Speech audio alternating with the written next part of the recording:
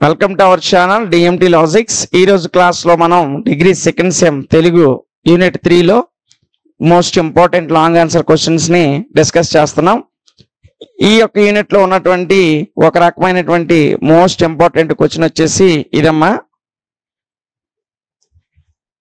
Radio భాష ఎలా ఉండాలి, రేడియో రచనకు ఉండాల్సినటువంటి ప్రాథమిక లక్షణాలు ఏవి? ఈ క్వశ్చన్ చాలా సార్లు ఎగ్జామినేషన్ లో అడిగాడు. చాలా ఈజీగా ఉంటుంది. ఇందులో 1-2 ఇయర్స్ ఉంటాయి. ఆ ఇయర్స్ ని జాగ్రత్తగా గుర్తుపెట్టుకోండి.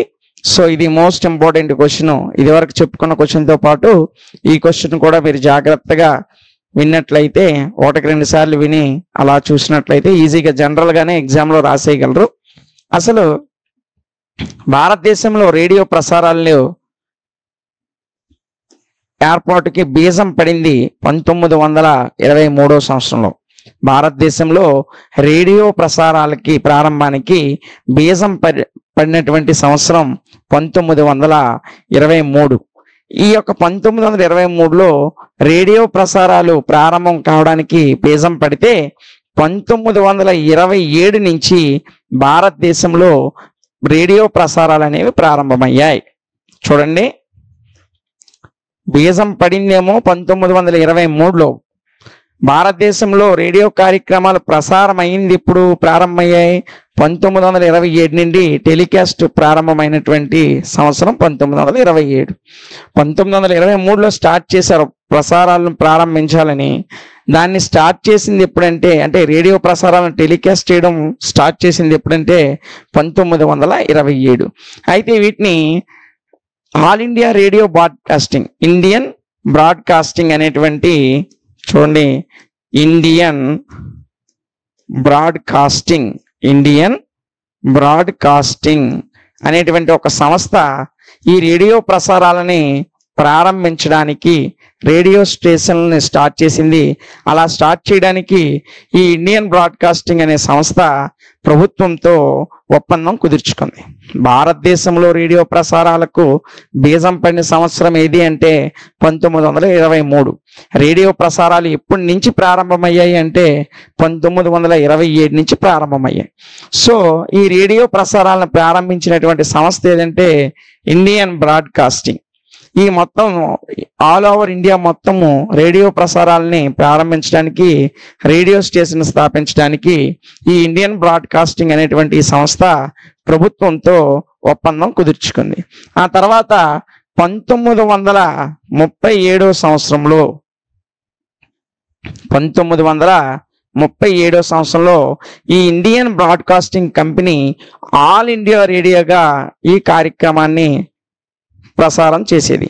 ఆల్ ఇండియా రేడియో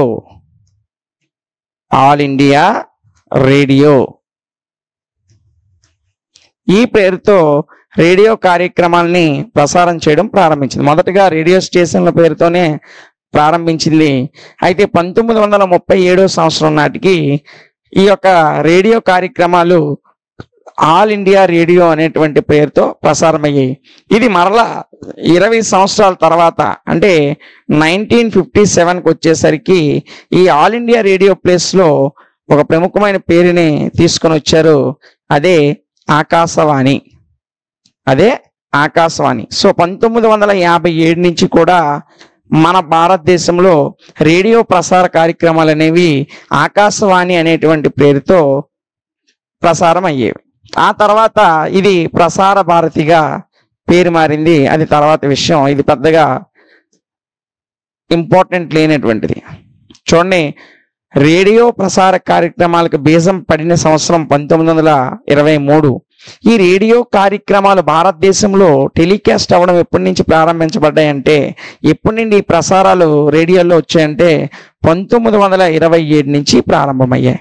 ఈ యొక్క రేడియో ప్రసార కార్యక్రమాల్ని ఏ సంస్థ ప్రారంభించింది అంటే ఇండియన్ బ్రాడ్కాస్టింగ్ అనేటువంటి ఒక సంస్థ రేడియో స్టేషన్ల ద్వారా భారతదేశంలో వివిధ రకమైనటువంటి రేడియో కార్యక్రమాలను ప్రసారం చేయడానికి ప్రభుత్వంతో ఒప్పందం కుదుర్చుకుంది. ఇది 1937లో ఏ పేరుతో రేడియో ప్రసారాలను ప్రారంభించింది అంటే ఆల్ ఇండియా రేడియో అనే పేరుతో రేడియో కార్యక్రమాలను రూపొందించింది. ఈ కార్యక్రమాలు 1937 నుంచి 57 వరకు కూడా ఆల్ ఇండియా రేడియో అనే పేరుతోనే ప్రసారం అయ్యాయి.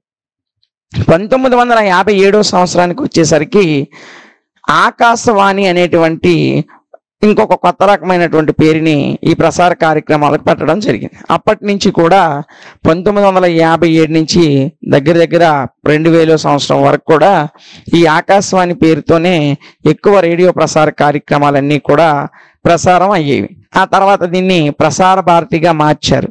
అయితే బాగా గుర్తుపెట్టుకోవాల్సిన విషయం ఏంటంటే 1993 సంవత్సరానికి 1993 కల్లా ఈ ఆకాశవాణి కార్యక్రమం అనేది ప్రపంచంలోనే అత్యంత నెంబర్ 1 రేడియో వ్యవస్థల్లో ఒక రేడియో వ్యవస్థగా, ప్రపంచంలోనే ప్రసిద్ధి చెందినటువంటి రేడియో వ్యవస్థల్లో ఒక రేడియో వ్యవస్థగా ఈ ఆకాశవాణి నిలిచింది. ఎప్పటికి 1993కి ఈ ఆకాశవాణి కార్యక్రమం అనేది ప్రపంచ రేడియో వ్యవస్థల్లోని గొప్ప రేడియో వ్యవస్థలో ఒకటిగా నిలవడం జరిగింది.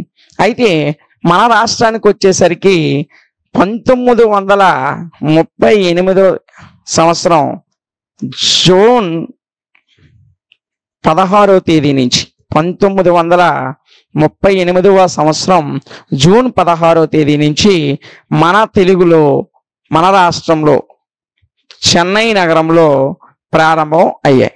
తెలుగులో రేడియో ప్రసారాలు ఎప్పుడు ప్రారంభమయ్యాయి అంటే 1938 జూన్ 16వ తేదీన చెన్నైలోని ఎగ్మార్ అనేటువంటి ప్రాంతంలో ప్రారంభమయ్యాయి. అదేంటి తెలుగులో అంటున్నారు, మన రాష్ట్రంలో అంటున్నారు, మరి చెన్నై చూపెడుతున్నారు ఏంటి, చెన్నై తమిళనాడు కదా అనేటువంటి మీకు సందేహం రావచ్చు. 1953లో పొట్టు శ్రీరాములు గారు ఆమర నిరాహార దీక్ష తర్వాత మనకి 53లో స్వతంత్రమైనటువంటి తెలుగు వాళ్ళకి ఆంధ్ర రాష్ట్రంగా ఒక కొత్త రాష్ట్రము, ప్రత్యేకమైనటువంటి రాష్ట్రం ఏర్పడింది. సో 1953 వరకు కూడా మన యొక్క తెలుగు వాళ్ళకి సంబంధించినటువంటి ప్రాంతం అంతా కూడా తమిళనాడు రాష్ట్రంతో కలిపి ఉండేది. అందువలన తెలుగులోని కార్యక్రమాల్ని 1938 జూన్ 16వ తేదీన చెన్నైలో స్టార్ట్ చేశారు. ఇది రేడియో ప్రసార కార్యక్రమాలు కాలక్రమంలో ఏ విధంగా మారాయి అనేటువంటి ఒక చిన్న సమాచారం. మీరు మొదటిగా ఈ రేడియో భాష ఎలా ఉండాలి అనేటువంటి ప్రశ్న కనుక మీకు ఇచ్చినట్లయితే, ఈ రేడియో కార్యక్రమాలు ఏ విధంగా స్టార్ట్ అయ్యాయి, దేశవ్యాప్తంగా ఎప్పుడు స్టార్ట్ అయ్యాయి, వివిధ పేర్లతో ఆ కార్యక్రమాలు ఏ సంవత్సరాల్లో ప్రారంభమయ్యాయి, తెలుగులోకి వచ్చేసరికి ఎప్పుడు ప్రారంభమయ్యాయి అనే విషయాల్ని మీరు చాలా జాగ్రత్తగా గుర్తుపెట్టుకొని మీరు ఎగ్జామ్లో అటెంప్ట్ చేసినట్లయితే పేపర్ దిద్దిన వాడికి మంచి ఇంప్రెషన్ అనేది కలుగుతుంది. సో వీలైనన్ని ఎక్కువ మార్కులు, అంటే 10కి 10 మార్కులు వచ్చేటువంటి అవకాశం ఈ క్వశ్చన్ మీకు వస్తే ఆ క్వశ్చన్లో 10కి 10 మార్కులు రాయడానికి ఎక్కువ అవకాశం మీకు ఉంది. సో ఇది రేడియో ప్రసార కార్యక్రమంలో వివిధ సంవత్సరాల వారీగా వచ్చినటువంటి మార్పులు. అయితే రేడియో ప్రసార కార్యక్రమాలు అనేవి మనము ఏ విధంగా జరుపుతాం, అసలు ఈ రేడియో ప్రసార కార్యక్రమాలు ఏ విషయాల్లో జరుగుతాయంటే, మనకి 2000 సంవత్సరం వరకు, ఇప్పుడంటే మనం న్యూస్లు కానీ, క్రికెట్కి సంబంధించిన విషయాలు కానీ, అంతర్జాతీయ జాతీయ విషయాలను కానీ, సినిమాలను కానీ, ఇలాంటి ఎంటర్టైన్మెంట్కి సంబంధించి ఏ విషయాలైనా సరే మన మొబైల్ ఫోన్లు లేదా టీవీల ద్వారా వింటున్నాం, ఆనందిస్తున్నాం. కానీ 2000కి ముందు, అంటే 21st సెంచరీకి ముందు ఎక్కువగా ప్రసారాలకు దేని మీద ఆధారపడేవారంటే రేడియో మీదనే ఆధారపడేవారు. సో ఈ కాలంలో గత 20-30 స్వతంత్రం వచ్చిన తర్వాత ఈ దగ్గర కాలంలో, అంటే ఒక 30 ఏళ్ళు లోపే, ఈ 30 ఏళ్ళు ముందు నుంచే మనకి టీవీలు లేదంటే ఈ 10 ఏళ్ళ నుంచి మొబైల్ ఫోన్లు యొక్క వాడకం విపరీతంగా పెరిగింది. అంతకుముందు ఏ వినోద కార్యక్రమమైనా, ఏ ముఖ్యమైనటువంటి ప్రసంగాలైనా లేదా ఎలాంటి వాతావరణ విషయాలైనా రేడియో కార్యక్రమాల ద్వారా ప్రజలు తెలుసుకునేవారు. అయితే ఈ రేడియో కార్యక్రమాల్లో ఎక్కువగా ప్రముఖుల యొక్క ప్రసంగాలు, అంటే ఇప్పుడు మనం ప్రధానమంత్రి, ముఖ్యమంత్రి యొక్క ప్రసంగాలు టీవీలో ఏ విధంగా వింటామో, లేదా ప్రముఖమైనటువంటి సెలబ్రిటీల యొక్క ప్రసంగాలు కానీ, ఇంటర్వ్యూలు కానీ మనం ఏ విధంగా అయితే టీవీల్లో, ఫోన్లో వింటున్నామో, వారికి సంబంధించినటువంటి ప్రసంగాలు రేడియో కార్యక్రమాల ద్వారా ప్రసారం అయ్యేవి. అదేవిధంగా వివిధ అంశాల మీద జరిగే చర్చలు కూడా రేడియో కార్యక్రమంలో ప్రసారమయ్యేవి. అదేవిధంగా విద్య, ఆరోగ్యము, వ్యవసాయము, విద్య, ఆరోగ్యము, వ్యవసాయము, ఇంకా చెప్పాలంటే వినోదం అంటే సినిమా పాటలు, లేదంటే ఏవైనా ఒక మంచి నాటకాలు, ఈ రకమైనటువంటి కార్యక్రమాలన్నీ కూడా రేడియోలో ప్రసారం అయ్యేవి. ఈ విధంగా రేడియో ప్రసారాలు అనేవి రేడియో కార్యక్రమాల ద్వారా మనకి వీటిని ప్రసారాల రూపంలో ప్రసరించడం జరిగేది. రేడియోకు సంబంధించినటువంటి విషయాలన్నీ కూడా మనం 1923లో రేడియో ప్రసారాల ప్రారంభం అవడానికి బీజం పడిన సంవత్సరం నుంచి 1938లో తెలుగులో ప్రసారమైన కార్యక్రమాల వరకు వివరంగా మీరు విన్నారు. అదేవిధంగా రేడియో కార్యక్రమాలు ఏ అంశాల మీద ప్రసారం అయ్యేవో కూడా మీరు చూశారు. ఇది రేడియో కార్యక్రమాలకి సంబంధించినటువంటి ముఖ్యమైన విషయం. అయితే మనకు వాడి క్వశ్చన్లో ప్రాముఖ్యంగా అడిగిన విషయం ఏంటంటే రేడియో రచనకు ఉండాల్సినటువంటి ప్రాథమిక లక్షణాలు ఏవి అన్నాడు. దీనికన్నా ముందు అసలు రేడియో రచన ఏ విధంగా ఉండాలంటే ముందు క్రమ పద్ధతిలో ఈ రేడియో రచనకి రాసేటువంటి వ్యక్తి క్రమ పద్ధతిలో విషయాలని రాయడం చేయాలి. క్రమ పద్ధతిలో రాయాలి. ఇదేంటి సార్ రేడియోలో వింటాం కదా రాయడం ఏంటి అనేటువంటి డౌట్ మీకు ఉండొచ్చు. రేడియోలో ఏదైనా కార్యక్రమం ప్రసారం అవ్వాలంటే వార్తలకు సంబంధించిన కానీ లేదా వివిధ అంశాలకు సంబంధించిన చర్చలు కానీ డిస్కస్ చేయాలంటే ముందుగా దాన్ని రాసుకోవడం జరుగుతుంది. రాసుకొని ప్రముఖ యాంకర్లు వాటిని వివిధమైనటువంటి సరళమైన భాషలో మనకు వినిపించడం జరుగుతుంది. కాబట్టి రేడియో రచన అనేది ఒక క్రమ పద్ధతిగా జరగాలి. పేపర్లో రాసినట్టు రాయకూడదు. ఇక్కడ ఒక విషయం తర్వాత ఒక విషయం మనం మాట్లాడాల్సినటువంటి సందర్భం, ఎందుకంటే అందరూ వింటారు కనుక ఒక క్రమ పద్ధతిలో అందరికీ అర్థమయ్యే విధంగా రేడియో రచన అనేది జరగాలి. ఇక అర్థమవుతుంది కదా. రెండోది వినేటువంటి శ్రోతని మెప్పించే విధంగా ఉండాలి. శ్రోతను మెప్పించే విధంగా రాయగలగాలి. ఈ రేడియో భాష అనేది శ్రోతను మెప్పించే విధంగా ఉండాలి. అంటే మనకి మాట్లాడుతున్న వ్యక్తి యొక్క విషయము మనల్ని ఆకట్టుకునే విధంగా ఉంటే ఎక్కువ కాలం దాన్ని వినడానికి ఇష్టపడతాం. ఆకట్టుకోకపోతే దానిని మనం విడిచిపెట్టేస్తాం. అందువిధంగా రేడియో భాష ఎలా ఉండాలంటే ముందు ఒక క్రమపద్ధతమైన దీనిగా ఉండాలి. అదేవిధంగా శ్రోతను మెప్పించే విధంగా ఉండాలి. అదేవిధంగా ఈ రేడియోలు రాసినటువంటి భాష నిరక్షరాస్యులని లక్ష్యంగా చేసుకొని ఉండాలి. ఎందుకు రేడియో భాష నిరక్షరాస్యులని లక్ష్యంగా చేసుకొని ఉండాలంటే సాధారణంగా రేడియో కార్యక్రమాల్ని చదువుకున్న వాళ్ళు వింటారు, పండితులు వింటారు, అదేవిధంగా చదువు రాని వాళ్ళు కూడా వింటారు. సో మనం ఉపయోగించే భాష నిరక్షరాస్యులని టార్గెట్గా చేసుకొని రాయాలి. వారికి అర్థమయ్యే విధంగా రాయాలి. వారికే అర్థమైందంటే చదువుకున్న వాళ్ళకి కూడా అర్థమవుతుంది.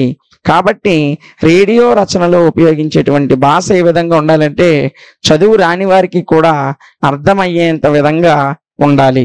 ఇక నాలుగోది మనం చూసుకున్నట్లయితే ఈ యొక్క రేడియో రచనలో అర్థమవుతుంది కదమ్మా, మనం చెప్పేటువంటి విషయము, మనం ఏదైతే విషయం చెప్తున్నామో ఆ విషయము వినే వ్యక్తికి ఆసక్తిని కలిగించాలి.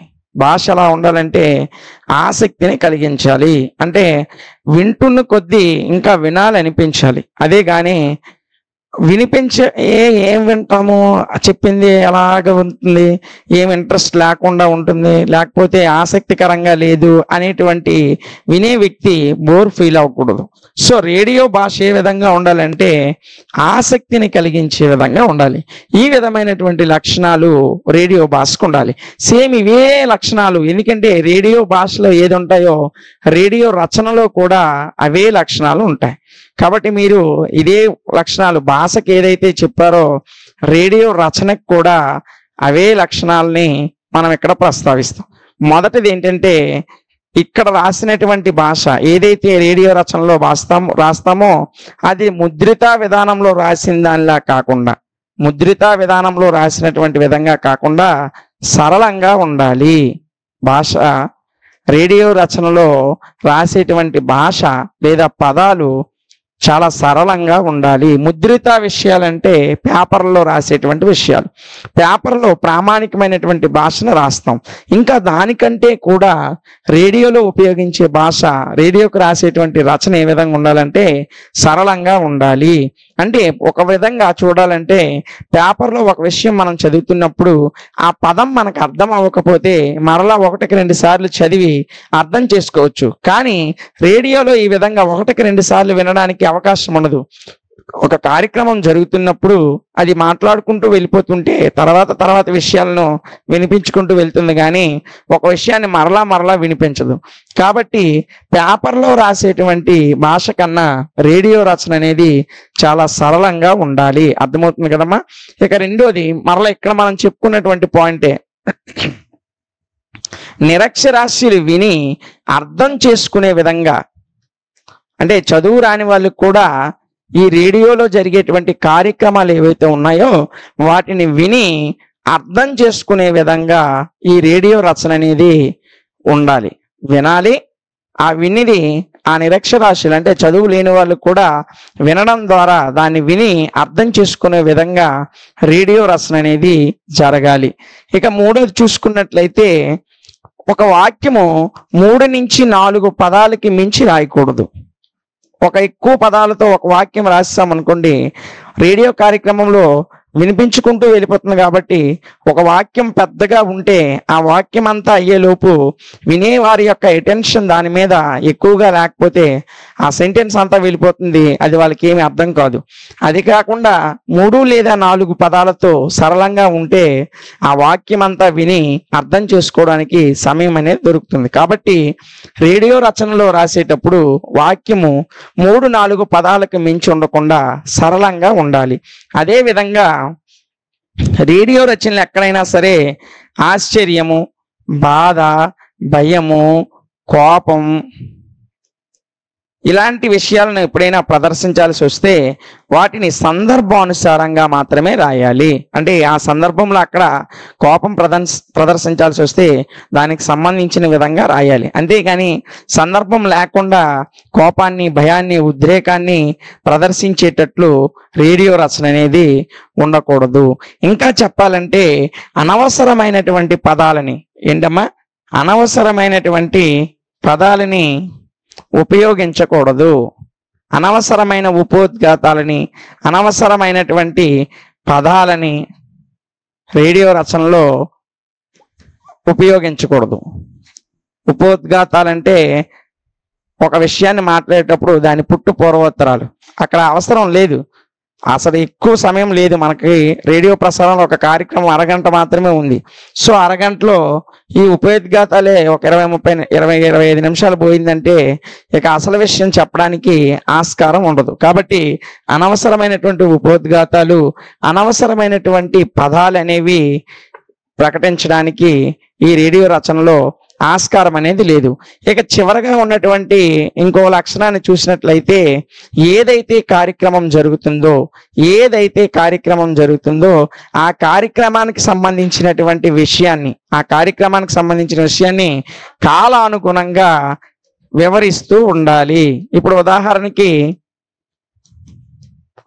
ఉదాహరణకు మనం చూసుకున్నట్లయితే, మనం ఒక వినోదానికి సంబంధించో లేదా ఒక చర్చకు సంబంధించో కార్యక్రమం అనేది జరుగుతూ ఉంది. అప్పుడు రేడియో వింటున్న వాళ్ళు మధ్యలో వినడం ప్రారంభిస్తే అసలు ఈ కార్యక్రమం దేనిదనే విషయం వారికి అర్థం అవ్వాలంటే ఆ యొక్క చర్చకు సంబంధించినటువంటి విషయాన్ని అప్పుడప్పుడు మధ్యలో ఆ విషయాన్ని ప్రస్తావిస్తూ ఉండాలి. ఈ విధంగా రేడియో రచన అనేది జరగాలి. మనం ముందు రేడియో అనేది 1923లో భారతదేశ ప్రసారాల్లో బీజం పడింది. 1927 నుంచి భారతదేశంలో రేడియో ప్రసారాలు ప్రారంభమయ్యాయి అని చెప్పుకున్నాం. ఆ తర్వాత 37లో దాన్ని ఆల్ ఇండియా రేడియోగా, 1957లో ఆకాశవాణి పేరులతో పిలిచాం. 1993 నాటికి అది భారతదేశంలోనే కాకుండా ప్రపంచంలో ఉన్నటువంటి రేడియో వ్యవస్థల్లో ఒక ముఖ్యమైన వ్యవస్థగా ఆకాశవాణి కార్యక్రమం అనేది అభివృద్ధి చెందింది, అంత స్థాయికి వెళ్ళింది అని మనం చెప్పుకున్నాం. రేడియో రచనలో ఉండాల్సినటువంటి విషయాలను కూడా నిరక్షరాస్యులకి అనుగుణంగా వారికి కూడా విని అర్థం చేసుకునే విధంగా ఉండాలి, సరళమైన పదాలతో ఉండాలి, పేపర్లో రాసిన దానికంటే ఇంకా సరళంగా ఉండాలి. అదే విధంగా 3-4 పదాలకు మించి పెద్ద పెద్ద వాక్యాలని రాయకూడదు. ఏదైతే కార్యక్రమం జరుగుతుందో దానికి సంబంధించినటువంటి సమాచారం కాలానుగుణంగా ప్రస్తావిస్తూ ఉండాలి అని ఆ రేడియో రచనకు సంబంధించినటువంటి వివిధ రకాలైనటువంటి లక్షణాల గురించి మనం విన్నాం. ఇదమ్మా రేడియో భాష ఏ విధంగా ఉండాలి, రేడియో రచనకు ఉండాల్సిన లక్షణాలు ఏ విధంగా ఉండాలనే విషయాన్ని మనం చూసాం. ఇక్కడ ఇంకా ప్రాముఖ్యమైన విషయం ఏంటంటే రేడియో రచనలో రాసేటువంటి వ్యక్తి యొక్క భావోద్వేగాలను కానీ అతని యొక్క సొంత అభిప్రాయాలను కానీ పరిగణలోకి తీసుకొనకూడదు. ఏ విషయాన్ని అయితే రాస్తున్నామో ఆ విషయానికి సంబంధించినటువంటి సమాచారాన్ని కూలంకషంగా గ్రహించి, అంటే మొత్తము సమాచారాన్ని, దానికి సంబంధించిన సమాచారం ఏదైతే ఉంటుందో దాన్ని వివరంగా గ్రహించాలి. అంటే ఉదాహరణకు ఒక రాజకీయ పార్టీ గురించి రాస్తున్నాం, లేదా ఒక వ్యవసాయ పంట గురించి రాస్తున్నాం. దాని గురించి మొత్తం సమాచారాన్ని సేకరించి దానిని ఒక వరుస క్రమంలో అమర్చుకొని కార్యక్రమాన్ని అనేది ప్రసారం చేయాలి. ఇది ఒక ముఖ్యమైనటువంటి లక్షణం, దీనికి రేడియో రచనకు ఉన్నటువంటి లక్షణం. ఇవి ఈ యొక్క రేడియో భాషకు సంబంధించినటువంటి వివరణ. సో ఈ లాంగ్వేజ్ పేపర్లకు సంబంధించి అంటే డిగ్రీ సెకండ్ సెమ్లో ఇంగ్లీషు తెలుగు పేపర్ల యొక్క 5 యూనిట్స్లో ఉన్న ఇంపార్టెంట్ లాంగ్ ఆన్సర్ క్వశ్చన్స్, అదేవిధంగా షార్ట్ ఆన్సర్ క్వశ్చన్స్ మనం మన YouTube channel DEMT logics YouTube ఛానల్లో మనం ప్రొవైడ్ చేస్తూ ఉన్నాం. దీనికి సంబంధించినటువంటి మెటీరియల్ని కూడా మనం PDF రూపంలో ఇస్తున్నాం. ఈ యొక్క మెయిన్ సబ్జెక్టులు ఏవైతే ఉన్నాయో డిగ్రీ సెకండ్ సెమ్లో ఉన్నటువంటి మెయిన్ సబ్జెక్టులు maths, physics, chemistry, zoology, botany ఇలాంటి మెయిన్ సబ్జెక్టులు ఏవైతే ఉన్నాయో వాటి యొక్క రికార్డెడ్ క్లాసెస్ మరియు PDF మెటీరియల్ అనేది మన యాప్ DEMT లాజిక్స్లో మనం ప్రొవైడ్ చేసాం. ఇంకా యాప్ ఎవరైనా డౌన్లోడ్ చేసుకోకపోయినట్లయితే మీరు ప్లే స్టోర్లోకి వెళ్ళి DEMT లాజిక్స్ అని సెర్చ్ చేసినట్లయితే మన యాప్ లోగో ఈ విధంగా ఓపెన్ అవుతుంది. యాప్ డౌన్లోడ్ చేసుకోండి, అక్కడి నుంచి కోర్సులు పొందండి, క్లాసెస్ వినండి. అలాగే PDF మెటీరియల్స్, ఒక ప్రశ్నకి ఎంత రాస్తే సరిపోతుందో అంతే మ్యాటర్ని టెక్స్ట్ బుక్ నుండి గ్రహించి వివరంగా PDF మెటీరియల్ తయారు చేసాం. కాబట్టి PDF మెటీరియల్ ఒకసారి చదివితే మీకు అర్థమైపోతుంది.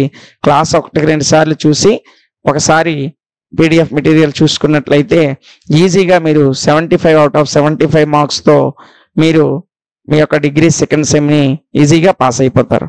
సో ఈ వీడియో మీకు ఉపయోగకరంగా ఉందని మేము భావిస్తున్నాం. సో మీకు నచ్చినట్లయితే ఒక లైక్ చేయండి, షేర్ చేయండి, కామెంట్ చేయండి. మన యాప్ ఇంకా ఎవరైనా మీ స్నేహితులకు తెలియకపోతే వారికి కూడా మన యాప్ డౌన్లోడ్ చేసుకునేటట్లు వారిని ప్రోత్సహించండి. దానివల్ల మీరు క్యాష్ బ్యాక్ పొందుతారు. యాప్లో ఇంకేదైనా కోర్స్ తీసుకునేటప్పుడు ఆ క్యాష్ బ్యాక్ మీకు ఉపయోగపడుతుంది. Thank you.